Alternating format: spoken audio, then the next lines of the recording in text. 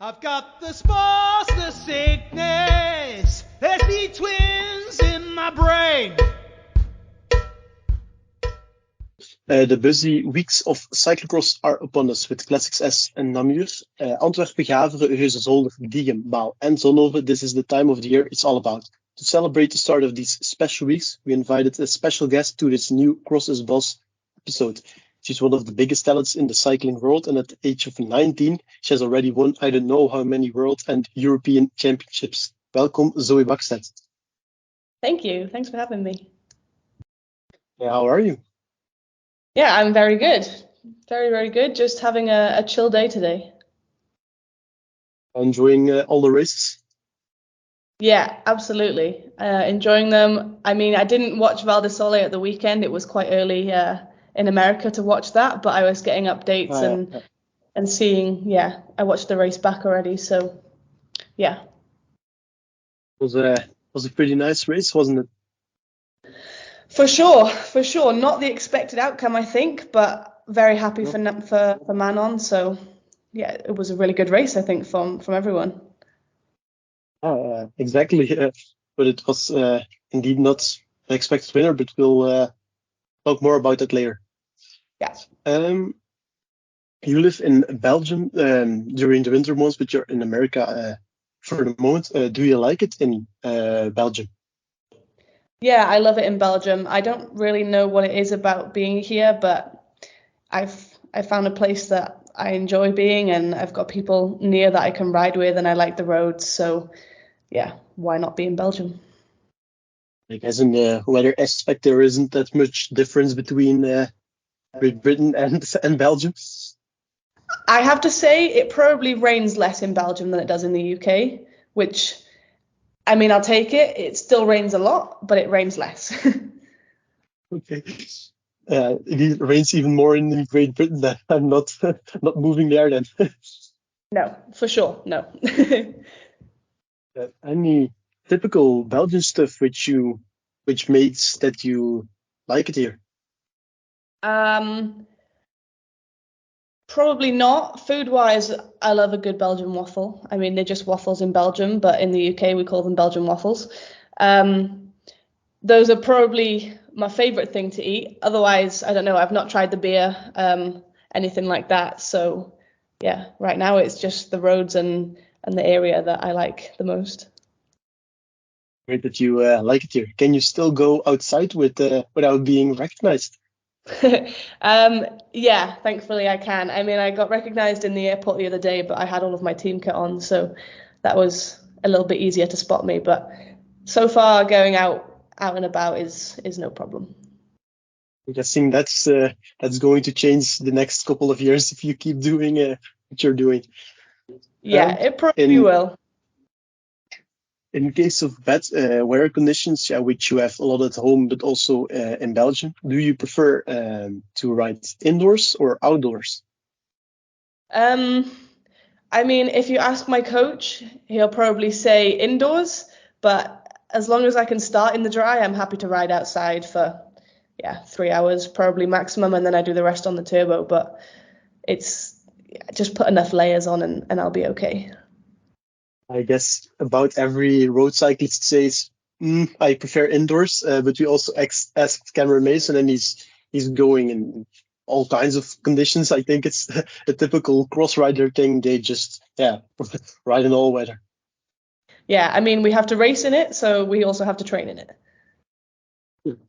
That's true. We know you as a multi-talent when it comes to cycling. I think no discipline has secrets for you. But do you also have other hobbies outside of cycling? Other than building Lego in to relax as something I enjoy in my spare time, there's not much.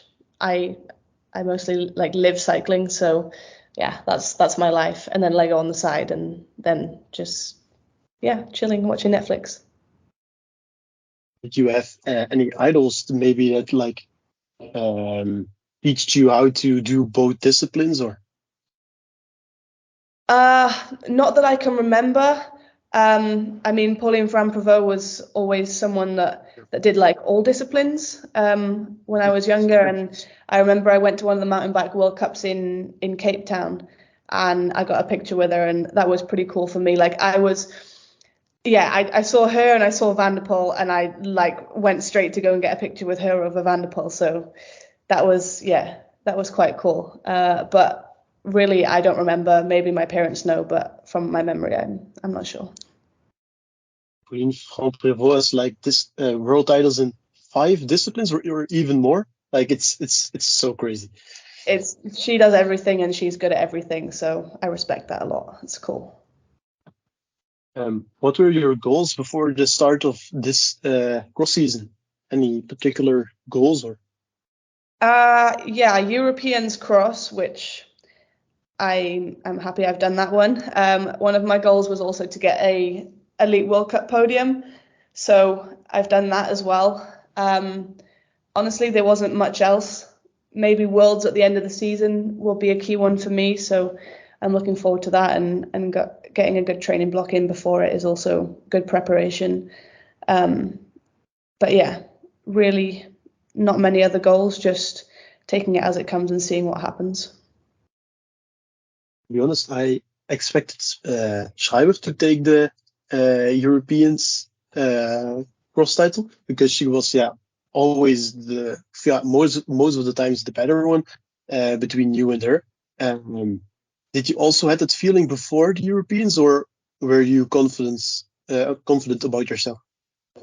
I was pretty confident in my performance. The course was really well made for me. Let's say it had a lot of.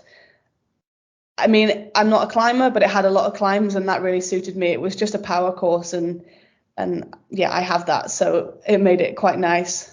I think maybe it would have been a little bit more fun if it had a lot more rain on the course, which we were expecting after the bad weather that weekend, but it was actually pretty dry. But yeah, I was studying her performance as we were riding, and I just took the moment on the finish straight and went for it, and that was that. Yeah, it was very impressive to watch you race there. Like it was a very dominant performance, I guess we can say. So congratulations on that one. With that race, you didn't surprise yourself, but with Dendermonde, did you maybe surprise yourself with that, or? A little bit, yeah. I wasn't expecting a podium, but I knew that I would most likely do well there. The last time I raced it was in the Junior World Cup.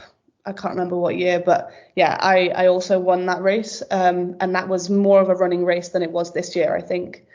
But yeah, really, a podium wasn't expected from my view. I was also sick the day before, 2 days before it, and on the day. So I didn't know whether I should start. Like maybe 1 hour before, I was on the phone to my coach asking if I should actually be racing, and we came down to the decision that either I was going to go awful and I was just going to do a lap and pull out, or I was going to end up going extremely well, and that was what happened. And then a podium came out of it. So yeah, really not expected. That's very crazy to hear, to be honest, that you were sick on the day even. And I guess if we look at your strengths as a cyclocross rider, that's one of your biggest strengths. I think like the flat courses with a lot of mud, where we call it stoempen in Belgium. I think that's your strongest part.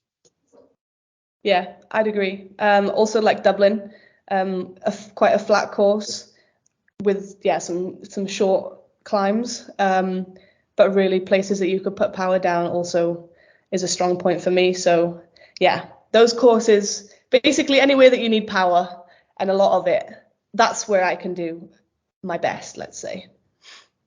Yeah, because I remember, I think you were a first year junior in the roads championships in Leuven. You were away with, I can't remember her name, but a very lightweight rider, and you were I think 20 centimeters taller, but you just were was a very dominant performance. You were even climbing better than her, and it was a very tough course. That's the first time I really thought, like, Jesus Christ, this is a special talent. Thank you. Yeah, that was a crazy race. I mean, it had a lot of climbing. It had a lot of short, sharp climbs, but yeah, she was a really small rider, but really also really strong, quite a good sprinter. So coming into that final, I was a bit questioning whether I was going to be able to do it, but yeah, I came out on top. Yeah, it was also a great race to see. And you just talked about Dublin. You were going really well there, but I think in the last lap or second to last lap, you had a mechanical or something, because you went back a bit and then suddenly you were like 20 seconds in front again. What happened there?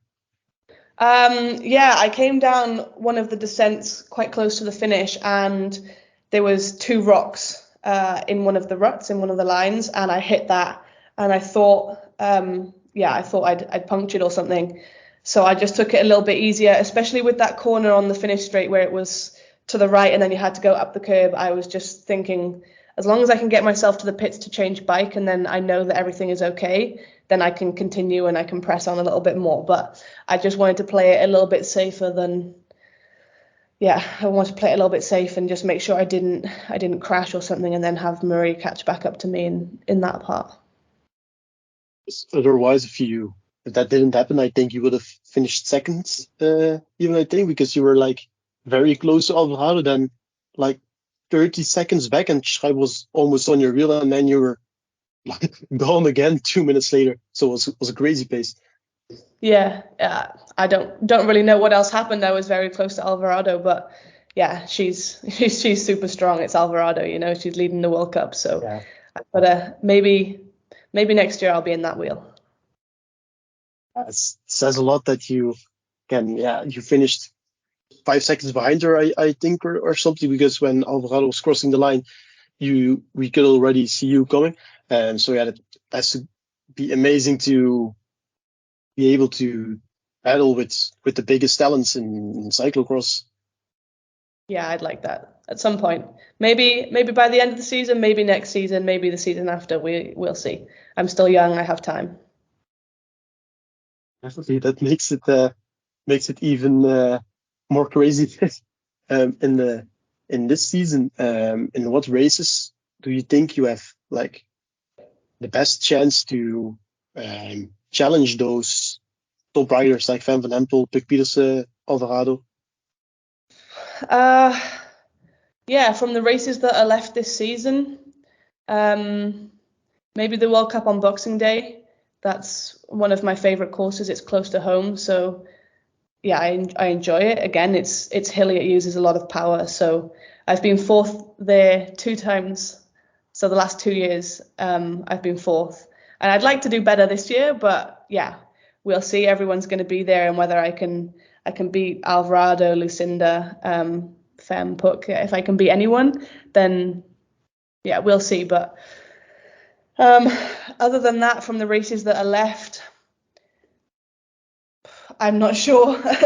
I don't know which course suits me the best from the ones that remain, but we'll just have to see how I'm going, how my form is on the day and things like that. You're 5th in the World Cup standings at the moment. Is that a goal that you will carry throughout the season? Yeah, I will race all the World Cups from now on. So as long as I'm healthy and as long as I'm healthy, basically, that's all there is. Then I'll be there fighting for positions and trying to stay as high as I can in the World Cup. There's also a battle with Leonie Bentveld, who is leading the under-23 classification. Is that a goal for you? You're very close behind her in the classification. Yeah, I mean, I missed the last 2 World Cups. I missed Flamanville as well because I was on training camp. So I think once I'm back into it, I can hopefully close the gap up. But yeah, if I can win it, then that would be amazing. If I don't, then that's also cool. I've had a good cross season so far, and I can say that it's been quite successful already. And we're only getting into the busiest part now with the most races. So yeah, it would be nice to take home the overall, but if that doesn't happen, then that doesn't happen. A lot of has been said and written about the calendar already. How does the perfect calendar look like for you, like in the old days, or how it is now, or even different? Yeah, I really don't know. I've not looked too much into what's been said about the calendar. For me, just being able to race every weekend would be cool, and then getting a nice training camp in the middle, going to the sun like we've just done. That would be great, and then taking a break after and going onto the road. But as long as I can race cyclo-cross, I don't really mind. It's the best mentality possible, I think. In a training camp mid-season, I've always wondered, how do you train? Like, do you just do long endurance rides? Do you do a lot of VO2 max to keep the motor going, or? I mean, this training camp, we just did a lot of hours on the bike. We were just riding every day and having some fun, but it was also really intense at the same time, just from all of the climbing that we did, and we did a lot of climbing on gravel that was really steep. So we're doing 25% climbs every day, maybe 5 or 6 of them. So it's an interval, just trying to get up that. You can't ride easy up it. So it was meant to be just base hours and just some endurance, but it had some intervals like within the rides, which I quite enjoyed. Yeah, it keeps the motor going. For the World Championships in Tabor, will you ride with the elite or under 23, or don't you know that yet? I'm 99% sure I'm going to ride under 23. It's my second year doing it, so there's no point in me going up to the elites already. I don't think I can win the elites yet, as long as Puck and Fem and maybe Sharon and also Lucinda, Celine, as long as they're there, then I'm going to have a big fight for maybe top 5. But there's a good chance I can win or get second in the under 23. So I'd like to get the title there before I move up. I can understand that very well, because indeed with all those names you just named, that's a very tough one to win. Maybe now we can go on to the road, because that's also something you're pretty good at. Let's say. In 2022, you signed your first World Tour contract at EF. Why did you choose that team? I chose them. I had a call with the boss, Linda Jackson, and I just really enjoyed the vibe and everything of how the call was. And I spoke to my agent afterwards, and I said I'd like to sign for them, and that was pretty much that. Your sister rides at Little Trek. Did she try to convince you to join her? I mean, obviously she said all of the good things about the team, but we're 2 very different riders, but sort of like very similar in the same, like at the same time. But I thought for at least my first year pro, I didn't really want to be on the same team as my sister, so that I could find my way within the team and learn the ways of the peloton and how it works being in a bigger team than what I've been in and everything like this. So there was definitely talks about, maybe being teammates, but we both came down to the decision that it was best for both of us if that didn't happen. You're only 19 years old, but it feels like you are in the pro peloton for like 5 years. Do you feel a lot of pressure, because you're followed by every team and every manager everywhere, I think? Do you feel pressure because of that? No, not really. I go into these road races me knowing that I'm only in my first year pro. Next year will be second year. So there's no pressure to do well.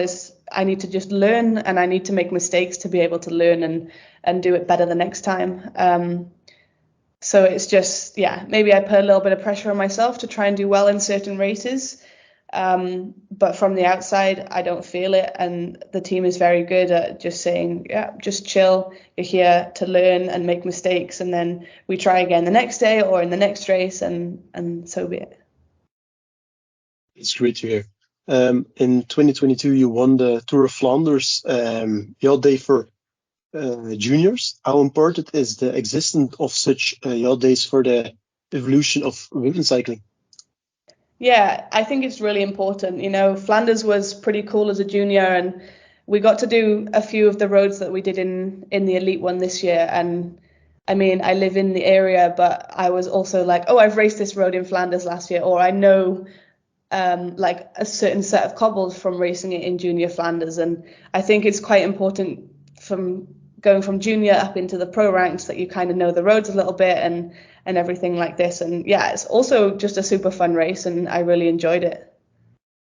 Yeah, if you're going to for the win in the Tour of Flanders in a couple of years, you know the roads already.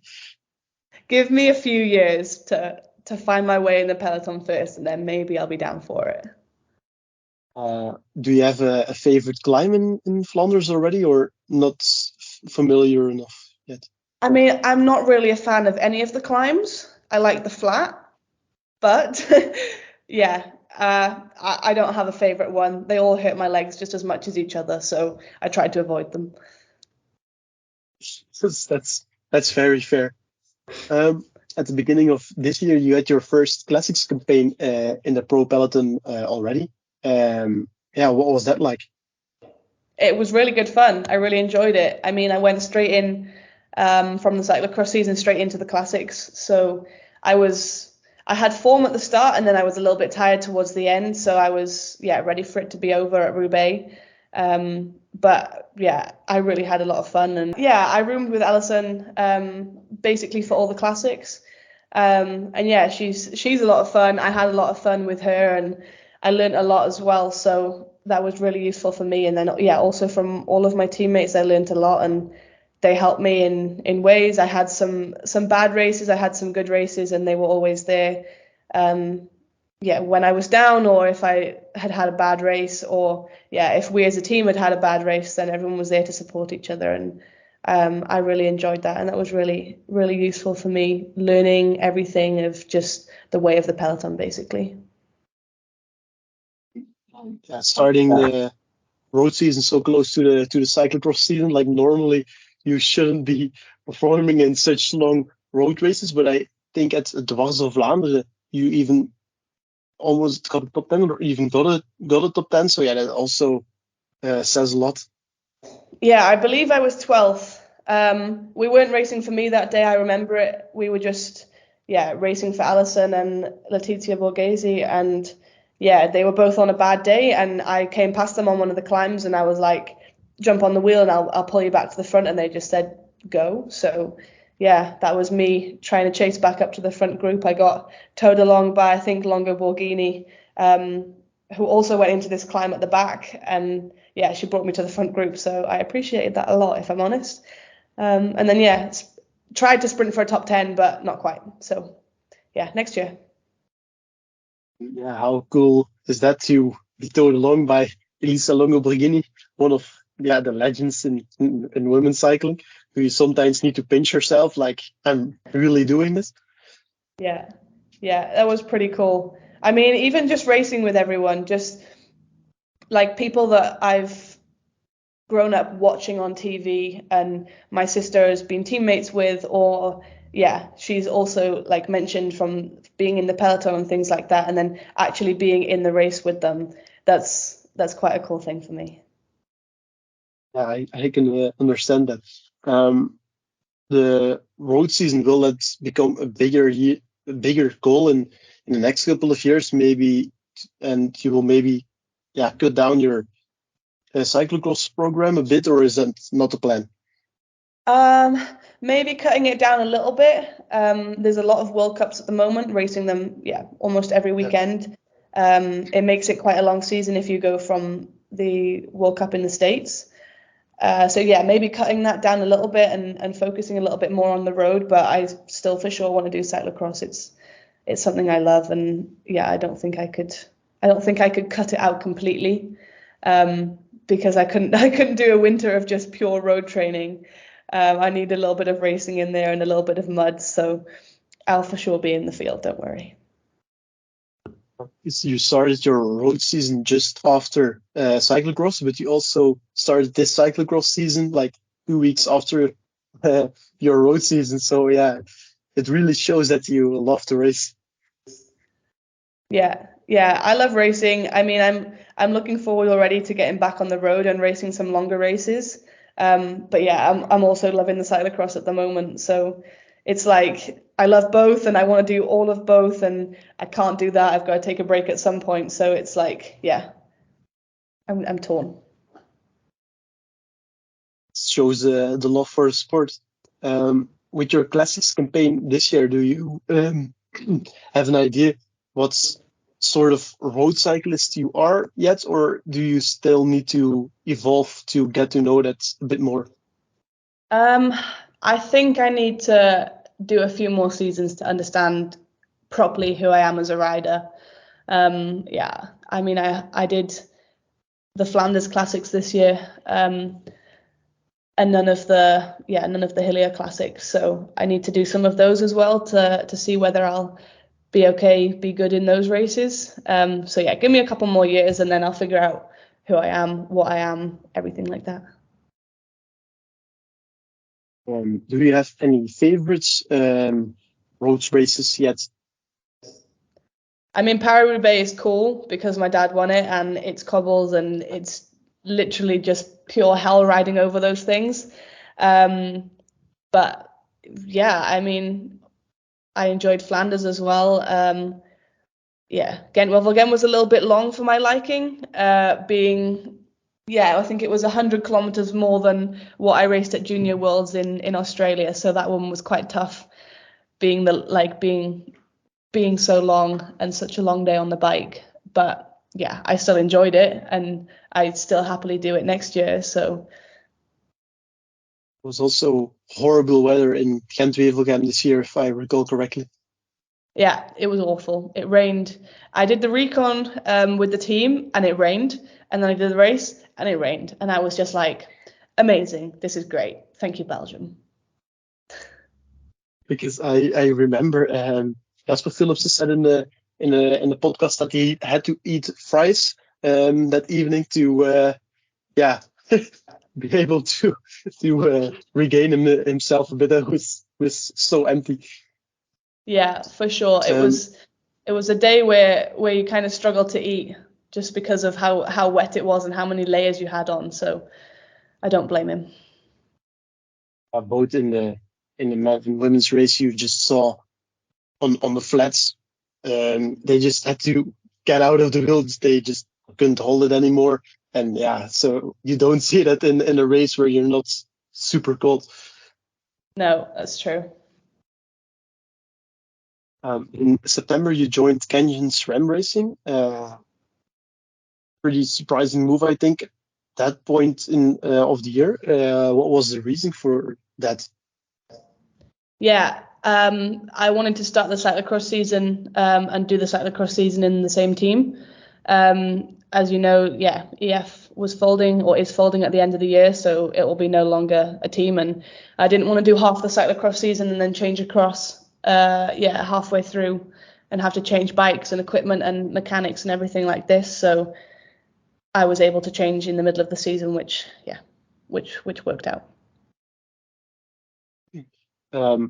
The last week of August, you rode Tours Scandinavia with EF, and a week later you started the Simic Ladies Tour with Canyon SRAM. Wasn't that weird? Like such a quick transition? Yeah, I mean, obviously I knew for a while that I was changing over, so it kind of I was prepared for it. It was a cool last race with EF doing Scandinavia. I had a lot of fun and enjoyed being with my teammates and the staff for the last time. And then I was fully focused on Simac Tour after that. So I had them completely separate. I mean, I knew I was racing for EF in Scandinavia and Canyon SRAM in Simac Tour, so there was no crossover for me of maybe I look at these riders or look at like that. Just didn't happen. I was in two different teams, so I keep them separate. You directly did a very good performance in the Simic Ladies Tour. For your new team. Was there like a difference for that, like better bike or something, or was it just a bit of a coincidence? CIMAC was flat. Scandinavia was not. There was a lot of climbing, a lot of hilly days in Scandinavia, and I was working for our climber.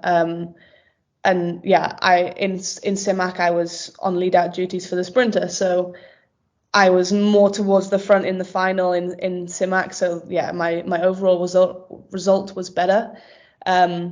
Whereas Scandinavia, yeah, it was a lot of climbing days, and yeah, those 10K climbs aren't as good for me, let's say it like that.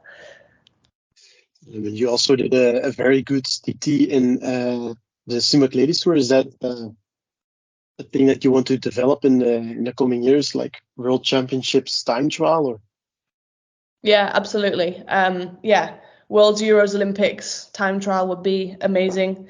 It's something for the future. Maybe if I can go to Olympics next year, that would be incredible. But yeah, there's a lot of strong girls in GB fighting for those spots. So yeah, it's going to be tough to pick that. But I've always enjoyed time trialing, and in a way, it's quite similar to cyclo-cross, where you just go full gas for an hour and a half, however long the time trial is.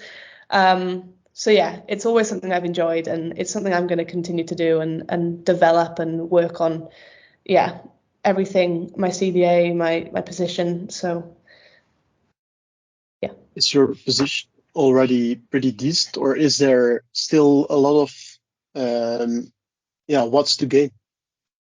Yeah, it's already pretty good. I mean, it got me a podium in CIMAC. It won me a European title. I can for sure improve it, but that's something that will happen over time as my body changes, develops, everything like that, and hopefully then I can try and gain some more watts. Are you one of those riders who can put out a lot of watts in a very aerodynamic position, or do you need to keep it in mind a bit to not go too low? I don't really know. I've not done enough time trialing of like longer distance. I mean, my longest one was probably Europeans this year under 23. So yeah, again, it's something that I'll figure out over the next few years, over some time trials when I get to do some time trialing as well. So yeah, for now, I'm not sure. And how special is it to share a team with your dad? Yeah, I really enjoy it. It's cool.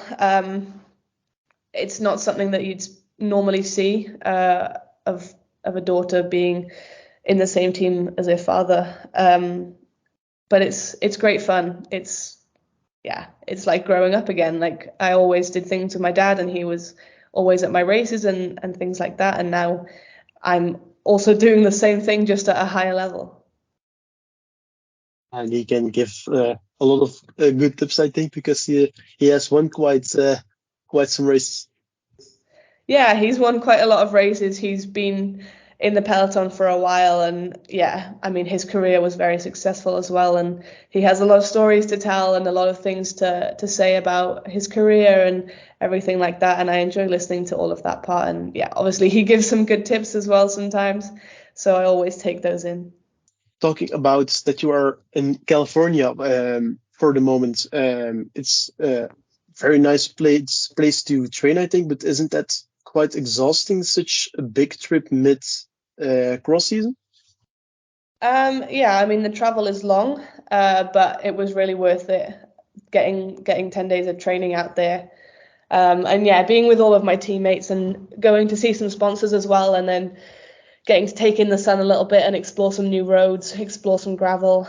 Yeah, I really enjoyed it. Maybe it would be easier to go to Calpe and go and train down there, but no one else was in LA and training there, so we just had roads to ourselves, and we could just have some fun as a team and just enjoy being in the sunshine. And do you already have an idea what your 2024 road schedule will look like? A bit more focus on the hilly classics, maybe? honestly, at the moment, I have no idea. I have to take it as it comes after the cross season. After Worlds, I'll take a break and then come back into the road season when I feel ready for it, and go from there. It's very nice that you can say yourself when you're ready that they don't like say you have to start in Omloop Nieuwswater or something. Yeah, that's really nice of them, and making sure that I get enough break. Otherwise, maybe 1, 2, 3 years time, I have a burnout and I need a season off the bike, and I don't want that. So I want to keep racing for as long as I can. So you aren't giving yourself particular goals for the 2024 season, or is there a goal that you want to get? Not at the moment, nothing specific really. I'd love to go to the Tour. I'd love to go to the Olympics, but obviously for both of those events, there's strong teams fighting for the position. So I really have to prove myself in the start of the season, and then hopefully go from there. So it will be a very interesting winter to see, and a very interesting road season too. Thanks a lot for the talk. I really enjoyed it. Lots of luck this winter. Thank you very much. I've got the spots